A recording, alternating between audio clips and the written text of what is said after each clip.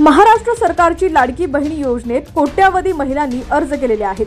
लाडकी बहीण योजनेअंतर्गत महिलांना दर महिन्याला 1500 रुपये दिले जातात। या योजनेत लवकरच हप्त्याचे पैसे वाढवले जाणार आहेत। लाडकी बहीण योजनेचा मार्च महिन्याच्या अर्थसंकल्पीय अधिवेशनानंतर महिलांना 2100 रुपये दिले जातील असं सांगण्यात येत आहे। तर आता लाडकी बहीण योजनेबाबत एक मोठी अपडेट समोर आली आहे। काय आहे ती अपडेट पाहूया। त्याआधी तुम्ही HPN मराठी न्यूज चॅनल पहिल्यांदाच पाहत असाल आणि अजूनही चॅनलला सबस्क्राइब केलं नसेल तर नक्की सबस्क्राइब करा, जेणेकरून आमचे अपडेट्स लवकरात लवकर तुमच्यापर्यंत पोहोचतील।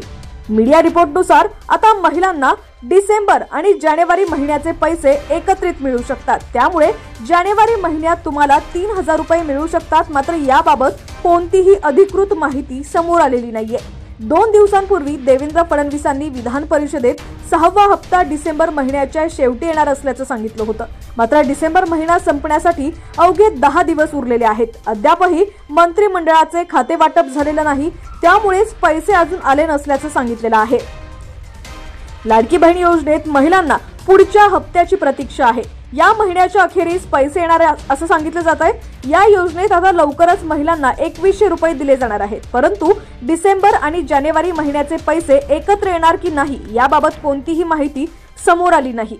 लाडकी बहीण योजनेत 2100 रुपये कधी येणार याबाबत अदिती तटकरे यांनी माहिती दिली आहे। महिलांनो, मार्च पर्यंत थांबा, अर्थसंकल्पीय अधिवेशनानंतर 2100 रुपये दिले जातील अशी माहिती त्यांनी दिली होती।